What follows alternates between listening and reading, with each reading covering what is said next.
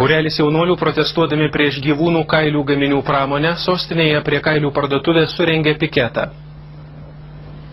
Rūsčios minos juodais kaspinais perrištos nuotraukos mirtina tyla. Būrelis jaunuolių prie naujai atidaromos parduotuvės Nijolė Vilniaus centre surengė gedulingą protesto akciją prieš kailininkystės verslą. Lietaus neišsigandę piketuotojai skatino nepirkti iš žvėrelių kailių pasiūtų drabužių ir avalynės, smerkė kailių gamintojus ir didžiavosi būdami vegetarai. Aš bent jau čia stovėdama tikiuosi, kad žmonės sumastys, bent jau kažkokie dalis žmonių čia praeidami, kad tikrai gal neverta nešioti kailinių, tiek aukojant jų gyvybės. Lietuva tampa tokių kaip brangiakalių žvėrelių vos ne karcerių, dėl to, kad viena po kitos dygsta milžiniškos Lietuvoje brangiakalių žvėrelių fermos Danų, Olandų ir kitų. Danų kapitalo įmonė ketina atidaryti didžiausią šalyje audinių fermą prie Šiaulių. Žaliųjų duomenimis šiuo metu Lietuva kanadinių audinių kailiais jau dabar aprūpina 2% pasaulinės rinkos. Gyvūnų globėjų protesto šiandien būta pačiame sostinės centre prie prabangaus kailių salono. Protestuotojų nuomonė pirkti natūralius kailinius bei sekti pasak jų kruvinomis madomis yra gėdinga.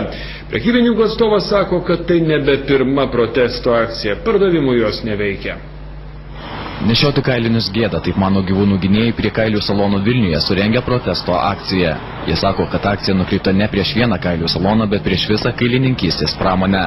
Olandijos ir Danijos verslininkai spaudžiami įstatymų ir visuomenės perkelia verslą į Lietuvą. Pavyzdžiui, Danai prie Šiaulių planuoja atidaryti didžiausią Lietuvoje audinių fermą. Protestuotojai sako, kad pasiūti vienus kokybiškus audinių kailinius reikia nužudyti 70 audinių arba 15 lapių vieniems lapių kailiniams.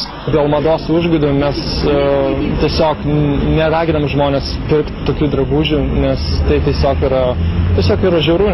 Verslininkai sako, kad protesto akcijos kailinių pardavimų nemažina. Šitų akcijų yra buvę ir anksčiau, ta prasme, tai tas dalykas niek neįtakoja kol kas bent jau. Tas dalykas neįtakoja, kad čia tas pats dalykas, kad žmonės ir nešioja kailinius ir valgo mėsą, tai čia visą laiką tas buvo ir visą laiką tai bus. Per metus Lietuvoje gyvūnų gynėjai suorganizuoja keletą panašių protesto akcijų.